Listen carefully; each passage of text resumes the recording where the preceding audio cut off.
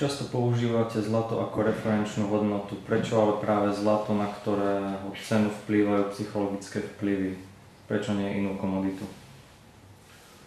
Lebo verím trhu a verím tomu, čo si ľudia mysleli o peniazoch niekoľko tisíc rokov. Toto zlato bolo vyselektované historicky ako asi najlepšia forma peňazí.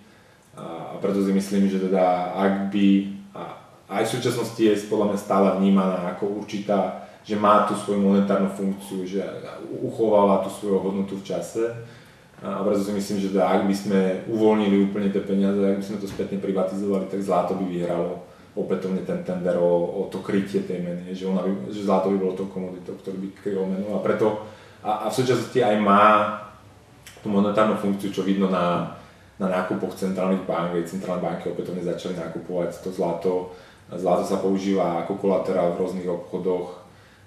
Ľudia nakupujú to zlato s cieľom uchovať kúpnu silu tých svojich úspor, takže preto zlato. Osobne mi to je úplne jedno, že teda ak by platina alebo hoci aká iná komodita poskytovala rovnako dobré služby monetárne, tak prečo nie, ale hovorím, že ja verím tomu, čo si tí ľudia vybrali v minulosti a pravdepodobne by to bolo aj teraz tak. Ktorý scenár je podľa vás v eurozóne reálnejší? Hyperinflácia alebo šoková deflácia spôsobená škrtaním záväzkov?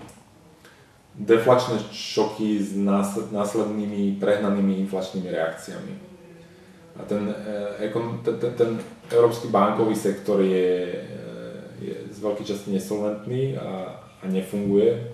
Máte tam tie periférne banky, ktoré sú nesolventné a potom máte relatívne zdravé banky v tých jadrových krajinách a je možné, že proste a tým pádom nefunguje ten transmisívny mechanizmus, že tá centrálna banka síce pustí tú likviditu, čo sme sa bavili do obehu, ale tá likvidita zostane v tých bankách a len v malej miere sa prejaví na rastie úverovania v ekonomike a preto tam vidím naozaj reálnu možnosť, že prípadne náhly bankrot niektoré väčšie banky alebo nutná záchrana tej banky môže viesť k tomu, že tá peňažná zásoba môže klesnúť dočasne. Európska peňažná zásoba stagnovala v poslednom období a boli tam obdobia, kedy mierne klesala, čo znamená, že môže sa to prejaviť naozaj poklesom spotrebiteľských cien napríklad dočasne. Ale toto, vzhľadom na to, že teda tí centrálni bankári považujú defláciu cenou pokles cien za to ultimátne zlo, tak podľa mňa bude nasledovať reakcia ďalšej likvidity a tá reakcia, myslím si, že ak sa pomýlia, tak skôr na tej strane inflácie ako na strane deflácie. Takže myslím si, že z krátkodobého hľadiska sú možné deflačné obdobia, čiže s poklesom peňažnej zásoby po prípade poklesom cien, avšak z dlhodobého hľadiska vyhrá inflácia. Či hyperinflácia, tá pravdepodobnosť, to som už niekde vravel, tá pravdepodobnosť toho, že bude hyperinflácia radovo vyššia ako bola pred 10 rokmi, ale stále to nie je ten najpravdepodobnejší scenár podľa môjho názoru. Ak by ste boli v pozícii neobmedzeného vládcu Európy, čo by ste urobili ako prvé? Zavrel sa do pracovne a plakal. Podľa mňa už není, že my sa nemôžeme dívať na súčasnú situáciu s tým, že existuje možnosť riešenia bez bolesti. Že urobili sa obrovské chyby v minulosti a my tie chyby budeme musieť zaplatiť. A teraz ide len o to, že ako sa prerozdelia tie straty medzi ľudí, že kto zaplatí viac a kto menej. Takže ja si, aj keby som bol neobmedzený vládca, tak by som nemohol ľuďom slúbiť svetlé zajtrajšky. Ide o to, kto to zaplatí. Ak sa bavíme o relatívne veciach, ktoré sa dajú spraviť, keby som bol neobmedzeným vládcom, tak by som zrušil všetky tie záchranné mechanizmy, ktoré sa vybudovali v Európe a povedal, že Európska centrálna banka je tu na to, aby bola stabilná peňažná zásoba. To znamená, že by zbankrotovalo Portugalsko, Grécko, Španielsko pravdepodobne a následne by som riešil po tých bankrotoch, teda stabilitu toho finančného systému. Asi by som musel vybrať niektoré banky, ktoré by som povedal, že tieto banky budú mať dočasne podporu Európskej centrálnej banky, ostatné banky zlikvidujeme. Takže asi by to bola nejaká kombinácia, by to bol nejaký nutný kompromis, ale teraz sa bavím o tom, čo sa dá spraviť ako normálne teraz, že také návrhy už boli, že keď už máme euroval, tak ho použijeme ako nejaký nástroj, ktorým budeme zachraňovať systematicky dôležité banky potom, ako reštrukturalizujeme dlhy tých nesolventných krajín. Takže to sa stále môže spraviť a podľa mňa toto by sa malo spraviť čím skôr. Že toto mi príde ako nejaké jediné možné riešenie, ozajstné riešenie tej súčasnej situácie. Smeruje Európa pri súčasnom trende k nepokojom a občianskym vojnám a môže za to euro? Čo by sa dalo s tým spraviť, aby sme sa tomu vyhli? Áno, ako smeruje a môže za to euro, keďže to euro vnímam ako nanútenú integráciu, na ktorú Európa ešte nebola nachystaná a to spackané euro, lebo ako tak priznajme si, že bavíme sa o tom, či vôbec sa to rozpadne alebo nie, tak je to asi nepodarený politický projekt. Vedie k tomu, že sme založili tie rôzne záchranné mechanizmy, ktoré sú nespravodlivým prerozdelením v rámci Európy medzi krajinami, s ktorými tí ľudia v tých krajinách nesúhlasia a to vedie k rastu nacionalizmu na jednej strane a extrémizmu. Takže áno, ja vidím, že môže za to euro, že naozaj to vedie k tomu že teda rastie nacionalizmus a najväčšia hrozba je podľa mňa, že tá Európa začne byť opätovne protekcionistická, že sa zavedú opätovne nejaké hranice a budeme hovoriť, že teda kontrola pohybu kapitálu, kontrola pohybu tovarov a služieb a to bude vlastne poprením toho, čo má celá tá európska integrácia dosiahnuť. Takže, ale tá otázka na konci bola aká, že teraz sa strátil. Čo môžeme spraviť, aby sme sa tomu vyhli? Vyčistiť stôl a dodržiavať existujúce pravidlá. Teda doteraz existujúce, keď sa zmení Lisabonská zmluva, tak už nebudú, tu už budú iné pravidlá, ale viac menej tie existujúce pravidlá hovorili o tom, že dlhy jednej krajiny sú problémom tej krajiny a to sa stále dá teda naplniť tento záväzok. A čím si vysvetľujete, že teraz v období krízy ľudia stále nevidia, že v čom je asi problém a teraz vyhral vo Francúzsku socialista, u nás vyhral tiež v podstate socialista. Že to ide stále tým viac k reguláciám a viac k prerozdeľovaniu a nie naopak.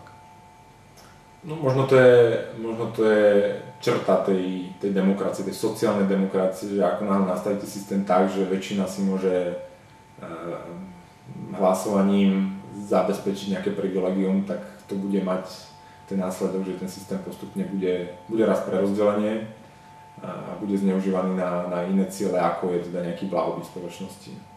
A momentálne mám v tej Európe pocit, že ľudia tomu stále neveria. Že teda ľudia neveria, ale nevedia, aká je vážna tá situácia, že majú pocit, že tá kríza je niečo, čo vzniklo v Amerike a čo už teda ako prešlo a teraz už len počkáme chvíľku na ten rast a znova to bude tak, ako to bolo doteraz a to je podľa mňa zásadný omyl, že ľudia už schudobneli a teraz v nasledujúcich rokoch zistia okolko. Ale inak je pravda, že Európska centrálna banka túto krízu ako vie ešte pretiahnuť, myslím tak, že to nepadne ešte niekoľko rokov možno, nie? Tým, že oni vždycky tam prídu a vytlačia. Európa je v recesii, takže už sa to nepodarilo. Podľa mňa natiahne tú krízu a to sa teraz deje, že máme ten spomalený crash, že ho natiahneme. Ak by tá Európska centrálna banka a záchranné mechanizmy neexistovali, tak by bol krátky, prudký pokles. Podľa mňa potom by došlo k rastu. Tá ekonomika sa prispôsobí, ľudia zistia, akí sú bohatí a na základe toho začnú plánovať budúcnosť. V súčasnosti robíme ďalšiu ilúziu, ďalšími novými peniazmi, tvárime sa, že je to všetko v poriadku, že nikto nebude musieť šetriť, že všetci budeme mať také vysoké dôchodky, ako čakáme. A týmto naťahujeme, že je miera neistoty, veľa zásahov, ceny nedávajú poriadne informácie a preto máme, podľa mňa to je ten najhorší scenár a je najpravdepodobnejší, že budeme mať dlhé obdobie stagnácie alebo biedného rastu. To znamená, že tu budeme nejakým spôsobom plácať, bude to robiť buď centrálna banka alebo cez tie prerozdelenia v rámci únie. Avšak neumožníme vyčistenie toho systému od tých zlých investícií a pripísanie tých strát tam, kam patrí. Toto zachraňovanie eura má podľa všetkého skôr opačný efekt, tak ako to už býva zvykom pri iných, aj pri iných politických rozhodnutiach. V každom prípade, ak je niekto kritikom existencie eurozóny, nemohol by mu to práve že vyhovovať? Napríklad aj v prípade Grécka, ak by sme mu radili, že má šetriť, tak to by vlastne aj pri iných krajinách ešte predĺžilo tú životnosť eurozóny. Teraz to smeruje skôr k jej pádu. No ale tu sa obávam, že tí ľudia, ktorí si myslia, že ten pád musí nutne prísť za niekoľko rokov, sú príliš optimistickí. Že podľa mňa nikdy netreba podceňovať schopnosť politikov financovať nezmyselný projekt z našich peňazí. Komunizmus tiež nepadol za 3 roky a aký to bol nezmyselný ekonomický projekt. A ja si kľudne myslím, že ak budú politici dostatočne ochotní minúť dostatočné množstvo našich peňazí na podporu a existenciu projektu eura, tak to dokážu. Ak naozaj pôjdeme cestou toho, čo Nemci v súčasnosti vravia, že euro za každú cenu, záchrana eura za každú cenu, tak sa to môže podariť, ale zaplatíme to my všetci nerealizovaným ekonomickým rastom a poklesom, alebo nie buď poklesom životnej úrovne, alebo rastom, ktorý je nižší, aký by bol v prípade, že teda nebudeme musieť platiť ten projekt. Tí Nemci to vlastne tvrdia ako politici skôr, ale tí ľudia, tá verejná mienka je skôr naklonená proti tomu euru. Môže sa to tam Tomu verím, keď v Nemecku vyhrá prvá strana, ktorá bude kritická voči tomu. Že hej, ako v bulvárnych časopisoch sa hovorí o zlých Grékoch, ktorých my platíme, ale ja tam nevidím relevantnú politickú silu zatiaľ, ja neviem, že nebude, ale zatiaľ, ktorá by to chcela riešiť radikálnejším spôsobom. Ja dúfam, že to zostane, to je jediná podľa mňa šanca, že Nemci, ktorí de facto platia väčšinu toho účtu, ako keby nebudú ďalej ochotní to podporovať. To je jediná šanca na nejaké rozumné riešenie, lebo to zoberie tú spoločnú peňaženku z rúk tých politikov. Avšak obávam sa, že vzhľadom na súčasnú politickú situáciu v Nemecku je to dosť optimistické očakávanie. Kebyže niekoho napadlo spraviť nejaké referendum v Nemecku, návrat k marke? No, kebyže niekoho napadlo. Inak medzi tým vy hovoríte, že teraz roky nebude ten rast, že budeme stagnovať. Medzi tým Čína nás bude dobíjať, nebude? Aj ona tým trpí, nie? Takto, stále je tá možnosť dramatického ekonomického rastu, ktorý nás to z tých problémov vylieči, keďže vďaka nemu narastú ceny aktív, mnohé banky sa stanú opäť solventnými a všetko bude v poriadku, ale to je extrémne málo pravdepodobné. Naozaj pravdepodobnejší scenár je pomalý rast alebo stagnácia. Hej, ak my budeme v Európe sa takto plácať, ako sa plácalo Japonsko cez tie stratené dekády a Čína bude pokračovať v tom svojom raste, tak ako tie krivky sa pretnú mnoho skôr, ako si ľudia mysleli. Čo je ako pre Číňanov pozitívne a ja nevidím dôvod, že prečo by Čína mala platiť za európske chyby a nemal by tam ten hospodársky rast pokračovať. Ale aj v tej Číne to není všetko úplne ružové a aj tam si budú musieť prejsť nejakou transformáciou a budú musieť zaplatiť tú cenu za to, čo tam spravili v roku 2009 a 2010. To bola tiež obrovská fiškálna, ale hlavne monetárna stimulácia a podľa mňa tiež aj tá Čína je náchylná teda korigovať, alebo je tam tiež ten rakúsky hospodársky cyklus, že vidíte množstvo zlých alebo zbytočných nehnuteľností, vidíte tam infláciu a disalokáciu kapitálu. Avšak Čína podľa mňa má taký rastový trend a tí ľudia, tamto zlepšenie tej situácie za tých posledných 20 rokov bolo tak dramatické, a zároveň rastú zo mnoho menšie bázy ako my, tak u nich som ako dlhodobo väčší optimista ako pri Európe na 100%. Posledné 3 otázky, to je taká dlhšia. Vy, liberálni ekonómovia, nehovoríte príliš zrozumiteľne, vyjadrujete sa pre laika akademicky a neexistuje hovorca, ktorý by vaše názory tlmočil na úrovni, ktorej rozumie laická väčšina. Keď napokon sú niekde zverejnené vaše analýzy a návrhy, zmetie ich obyčajná populistická hláška. Necítite potrebu byť prístupnejší týmto smerom aj za cenu istej, povedzme, bulverizácie? Myslím tým na menej odbornej úrovni so snahou zaujať masy. Tak my sa snažíme byť zrozumiteľní a teda ma to neteší, že to vnímate tak, že sme nezrozumiteľní. Ako určite sa snažíme, aby sme tie veci hovorili jazykom často, ktorému pochopia aj neodborníci. Čo sa týka tej bulvarizácie, tak tam zase to nie je náš cieľ, že to expresívne vyjadrovanie radi prenecháme politikom. Že podľa mňa v tom, čo teda si myslíme, že máme robiť my a čo je našim poslaním, je to skôr kontraproduktívne, lebo ak sa začnete vyjadrovať expresívne, tak to na jednej strane, ja neviem, či mám na 100% pravdu, že stále musíte počítať s tým, že sa mýlite a každý by s tým mal počítať. Na druhej strane to expresívne vyjadrovanie je síce potlapkanie po pleci tých, ktorých ste už presvedčili, ale zatvára uši tým, ktorí sú neni presvedčení alebo ktorí chcú počúvať argumenty. A to je podľa mňa, my sa snažíme diskutovať s každým bez ohľadu na to, čo si myslí, snažíme sa nájsť to optimálne riešenie, takže to expresívne vyjadrovanie by nám asi moc nepomohlo. Ale to jednoduché vyjadrovanie určite, teda to sa snažíme, aby sme takí boli a dúfam, že sa v tom zlepšujeme. Baví vás neustále predpovedať ekonomický vývoj, mať pravdu a byť pritom veľkou väčšinou ľudí ignorovaný?